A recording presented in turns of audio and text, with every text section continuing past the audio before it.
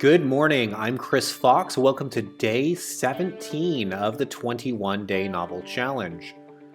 So, yesterday was the first real day of the final rewrite and went astoundingly well. I knocked out the first 10 chapters, as you saw in the recap yesterday, which felt great. Can't wait to get started on the next 10 chapters.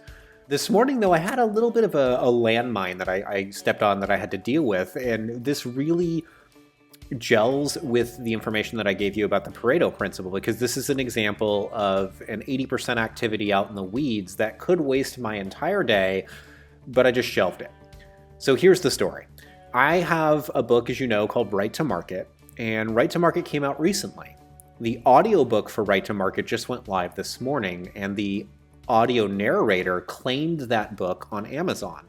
So what happened is Amazon took the book away from me and gave it to him. And in the process, it went from having 38 reviews to 2 reviews. So it still shows up on my KDP dashboard, but it no longer shows up on my author page.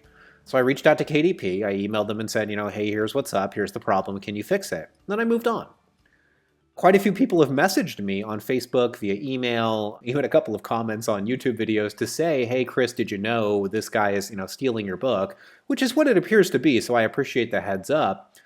But a lot of people got very upset, and they were impressed that I was very zen about the whole thing, because I'm not going to spend today obsessing over it. To be honest, in a month I won't remember this, and I've already taken the action that I can take. I emailed Amazon. They will almost certainly deal with this in the next day or two. If they don't, there's nothing I can do about it. So I sort of just have to accept what's occurred and move on.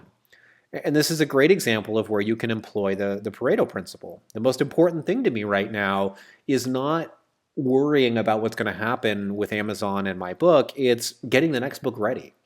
It's working on Destroyer. And so I'm going to focus today on my normal editing. I will not be looking at my dashboard at all today. I probably won't check it until tomorrow, at which time I'll see whether or not Amazon has taken any action and react accordingly. But the important thing here is to realize you can't control events, but you can control how you react to them and how much of your energy you give to them. So I'm not going to give this energy. I have better and more important things to do, like write this book. So that said, let's move on into the editing portion, and we will see how today goes. Quite a few people have asked me how I do the research that I do, especially after having read No Such Thing as Werewolves. They want to know how I worked in genetics and history and anthropology and helioseismology. And the answer to that is both reading books and speaking to experts. So if you find somebody who knows a topic really well, you can ask them and they'll usually help you. So for example, if I'm working on astronomy like I'm doing for Destroyer, I have a lot of questions about space, about suns, stars and interstellar travel. And who's the foremost authority on that stuff? That's Neil deGrasse Tyson.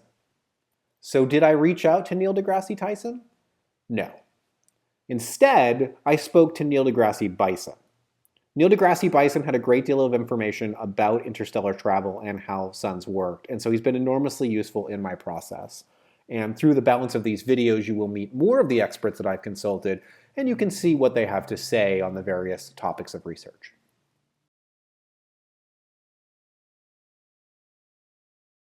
By far the most requested topic that I cover is a specific overview of how I edit a chapter. So how does a rewrite happen? So we're going to use the report chapter as an example. When you look at this chapter, it's super short. It's only 672 words long. It is Captain Dryker reporting to Admiral Mendez in the fleet what's happened. And so it does kind of convey what I need conveyed, but it doesn't do it very well. So over the course of writing the book, a few more facts were added. The first one is the quantum network. That's how they're communicating. You need to make sure that this is the first the user sees of the quantum network. So I have to make sure to address it accordingly. Add Laura, you're going to watch me get rid of this. Move that to the trash. That's no longer relevant. Talk of Nolan. So Dryker and Mendez are supposed to be friends from the previous war. Mendez was the commander of a starship, and Dryker was one of his officers. So you need to get that relationship through this, because we're sort of setting Mendez up to be perceived as a protagonist so that later when he is an antagonist, that'll have a little more punch. So that part of the conversation needs to be added.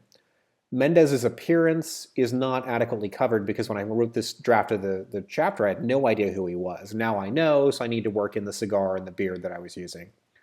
Primo involvement needs to be much sharper. So this should be super scary to humanity, the idea that this ancient, very powerful race may suddenly get angry at humanity.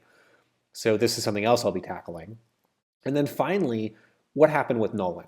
So Dreiker and Mendez, being friends, can candidly discuss off the record why Nolan was exiled to the 14th Fleet, and so the reader will get a little bit of information about him. And they're also going to hear in the process why Dreiker tossed Nolan into combat, why he said, okay, now you're in charge of the vessel. And the reason behind that is he knew Nolan was really gifted because Mendez assigned him, and he's familiar with what Nolan can do. So all this needs to happen in this chapter report. The chapter will probably be at least twice as long as it is now.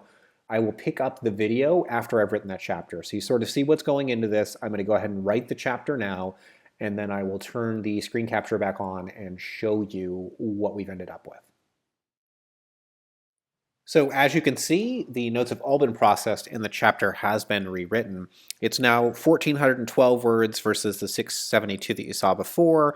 All of those notes have been used to craft better dialogue, which drops a lot of hints about what's happening later in the novel. It's very much establishing the groundwork that I'm going to need later. And I've got a lot more specific data here. So much stronger chapter. I'm now going to do exactly that same thing with the rest of the chapters that I have slated for today. There'll be 9 more of them. And then the final part of this video will show you how I did today. Okay, so the second full day of the final rewrite is over. I have edited another 10 chapters. You can see that the triangles have disappeared. The word count is creeping up rather significantly. A reader by the name of Kate asked me to show you that word count at the end of each day between now and the end. So as of today, I just exported a Word document.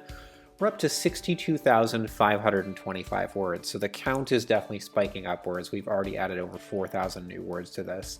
And I suspect we'll continue to do so, less as we get into the end of Act 2 and into Act 3. But we'll probably get pretty close to 70,000 words, which was the original goal for the book.